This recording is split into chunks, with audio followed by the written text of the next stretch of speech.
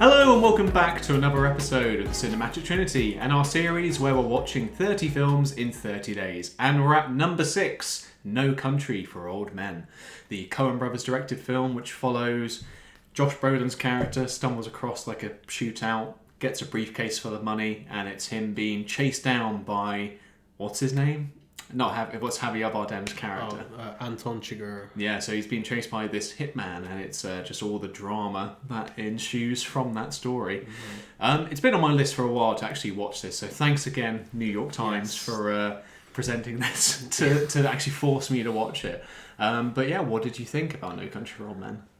Yeah, it's one of those films that's kind of... It's not slow as such, but it is slow. But kind of it's not slow in a boring way. Like I'm still interested in what's happening, and the bits where there are, kind of the high tension moments are pretty, they're pretty intense. You don't know what's going to happen. Because obviously in this kind of story, no one's particularly safe, so you don't know who is and isn't gonna, get got, essentially. But no, I think Javier Bardem's character, he plays a very psychopathic, kind of quite scary, like unstoppable force. Like this man will just kill everything in his path. It's like the opening bit where he's like strangling that police officer and it like zooms into his like face, which is him like crazed looking, like just such a like formidable antagonist in this movie. But completely unhinged. I can't say I've watched many films of him, and like I've watched Dune, and that's kind of my only comparison I have to mine. So I'm thinking that, and then I'm thinking this, and he looks very different in both. But like just like the kind of disparity in the characters is very, it's impressive. I think I've not seen him in an awful lot of stuff either. I've seen him more recently. He was in the F1 movie with Brad Pitt, and he was in Skyfall, the James Bond film. He was in Skyfall. The villain in Skyfall.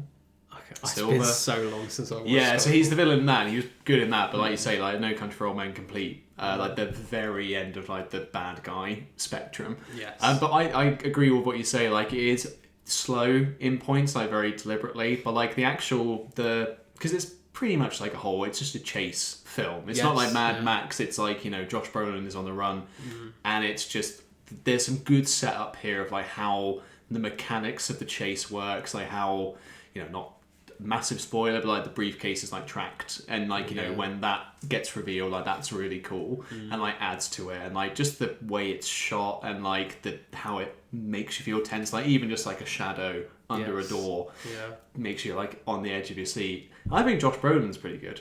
To be fair, I think all of the main three, Josh Brolin, Tommy Lee Jones, and Javier Bardem, they all play their roles really excellently.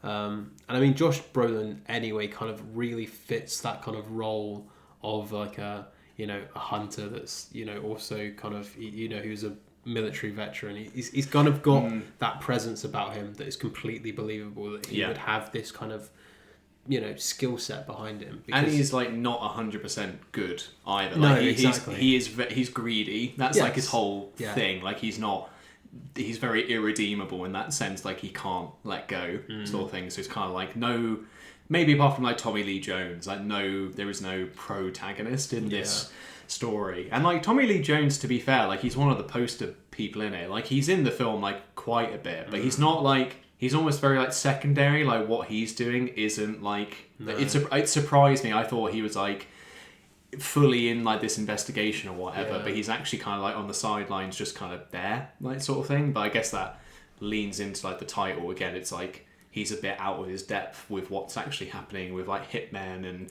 cattle prods or whatever like he uses to kill people. Like it's just so like very he's still very, very good. Yes, absolutely.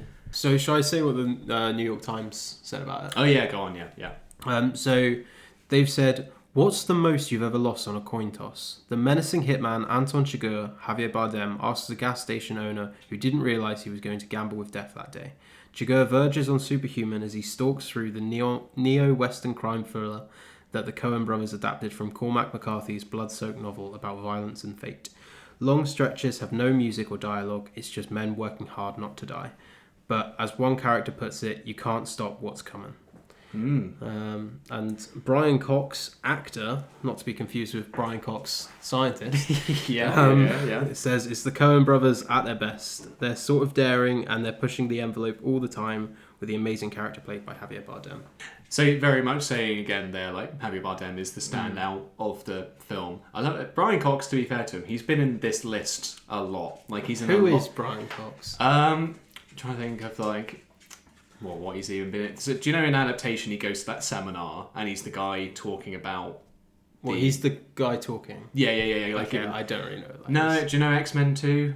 I've not watched him. Oh, no, he's the guy who made Wolverine. He's Stryker in X-Men 2. And he's in that Succession TV show. He's like the main guy in that. Again, I've not watched that. I'm bad at this. Damn, you're not a massive Brian Cox fan. I know. I'm sorry, Brian Cox. Of course. Exactly. But like that there actually, I didn't realise that. Yeah, there isn't a lot of music in this film. Like it is just you're there, like in the shots. That's like even the tension-filled scenes are just what's going on. But that kind of really works, doesn't it? Because you're like obviously in horror movies they have like kind of like a violin or something there's a long drawn out note. But when there's no music, it's literally just the diegetic sound. It's you're there with the characters holding your breath as they're holding their breath, and I think that is just like a really excellent bit of kind of scene crafting. So I'm glad they made the decision to have no music in those parts. No, definitely. What would you like? What's your score for this? Like again, in terms of your scale, where it's like again how you enjoyed it, and what would you place it as? An 8. Okay. I went for a 7 just because I feel like for me some of the dialogue didn't land, but then that's the same like Fargo. Like I sometimes like Coen Brothers dialogue is okay, like the whole gas station scene, like as I mentioned there, that's very, very good. It still grips you even though it's kind of like very vague what they're talking about. It's still very good, but there's still some bits where it doesn't fit. They're just kind of talking and like I'm not getting much from it. So I think that kind of dampens it a bit for me, and I think like the final third of the film, again, I wasn't like a big fan of, like when the big sort of thing happens. I kind of lost steam a bit for me. I think it still ends in like a good way, especially with like Sugar's character. I think I think that's kind of what's halting me from like truly praising it. But I think it's still a good film. Yes. Yeah.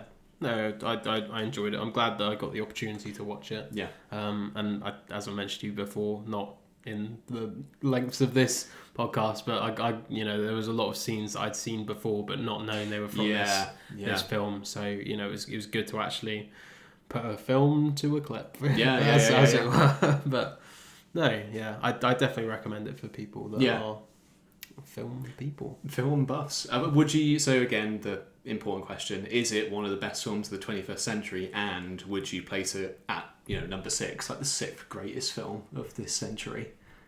Yes, it's one of the best films of the 21st century. No, it shouldn't be 6. Yeah. It should be lower down on the list. Yeah, I agree. Again, compared to like films we have watched previously, I'm interested. We're going to do like a whole ranking video after all this is said and done. But what our top 10 is going to like shape, what it's going to look like. I'm interested to see. But yeah, that was No Country for Old Men. Have you guys seen it though? Let us know your thoughts in the comments below, and we will see you at film number 5.